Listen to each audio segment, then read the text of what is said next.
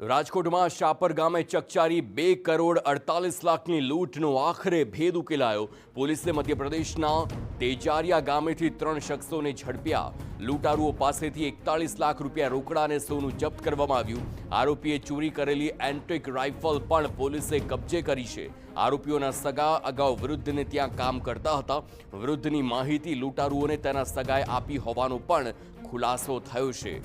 महत्वનું છે કે શાપર રાજકોટમાં થયેલી લૂંટ મામલે પોલીસની 20 ટીમો સઘન તપાસ હાથ ધરી હતી। ટીમોએ જે સીસીટીવી મોબાઈલ લોકેશન અને ટેકનિકલ બાબતોની તપાસ હાથ ધરી તેમાં સમગ્ર ઘટનાનો ભેદ ઉકેલાયો।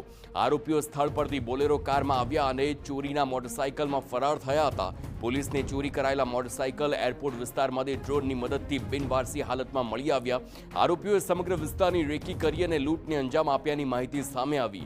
જોકે હાલ 3 આરોપીઓની ધરપકડ થઈ ચૂકી છે। સાથે 43 લાખ રૂપિયા 21 લાખના સોના ચાંદીના દાગીના અને લૂંટમાં ઉપયોગ કરાયેલી બોલેરો કાર અને રાઇફલ જેવા હથિયારો જપ્ત કરવામાં આવ્યા। ત્યારે હાલ પોલીસે 5 ફરાર આરોપીઓને શોધવા કવાયત પણ હાથ ધરી છે।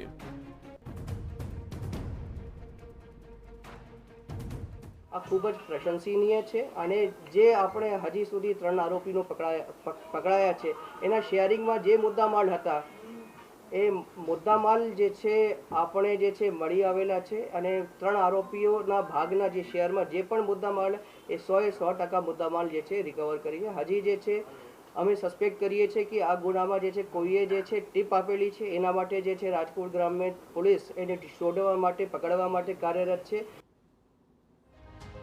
તો પોલીસે 8 દિવસ બાદ આખરે આ લૂંટનો જે ભેદ ઉકેલ્યો છે।